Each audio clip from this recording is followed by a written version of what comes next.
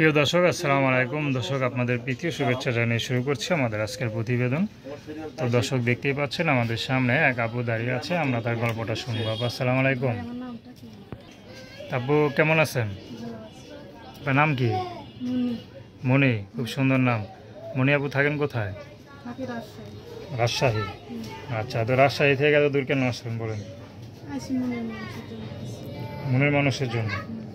আচ্ছা, কেমন মানুষ চান? ভালো ছেলে চান। ভালো ছেলে এলে হবে, দেশে গরিব হয়। আচ্ছা, একটু জোরে বলবেন। হ্যাঁ, আচ্ছা, খাওয়া দাওয়া করছেন তো আপনি? আচ্ছা, তো বিষয় তো হয়নি। পরিবারে কে কে আছে? পরিবারে কেউ নাই, বাবা নাই, মা নাই, নানির কাছে থাকি। আচ্ছা, নানি কি একাই থাকেন, আপনি নানির সাথে থাকেন, কোনটা? নানির সাথে আমি থাকি, নানা নাই, কেউ নাই, নানি আর আমি থাকি, মানুষের বাসায় কাজ করে থাকি। আচ্ছা, মানুষের বাসায় আপনি কাজ করেন। কত টাকা পান? কাজ করে প্রায় 200-150, এভাবে সব শেষ হলো। খুব কষ্ট করে সংসার চালাই। পড়াশোনা কত দূর করছেন? পড়াশোনা করছি 6 থেকে।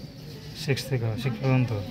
তো ভালোই করছেন। আর একটু পড়তেন, এসএসসি পাসটা করতেন। এসএসসি পাসটা করতাম, কিন্তু টাকা পয়সার জন্য কিছু পাই না। আচ্ছা, এর মধ্যে মানে সব কি ছেলেমেলে হয়ে গেছে নাকি? তো মানে পড়াশোনা করার ইচ্ছা ছিল? পড়াশোনার ইচ্ছে ছিল যে পড়াশোনা করবো, কিন্তু টাকা পয়সা দিতে পারি না, লেখাপড়া করতে পারি না, বাপ নেই, মা নেই। আচ্ছা, তো এখন মনে করেন আপনার কোনো ছেলে পছন্দ আছে, যেরকম ছেলে হলে বিয়ে না, করবেন? কোনো ছেলে আমার পছন্দ না। আচ্ছা, তো আপনার সাথে কীভাবে যোগাযোগ করবে? ফোনের মাধ্যমে। নাম্বার বলতে পারেন? না, তো নাম কি বললেন? নাম হলো মণি। তো দর্শক, আপনার মণি আপুর কথা শুনলেন, তো তার নাম্বারটি স্ক্রিনে দেওয়া আছে।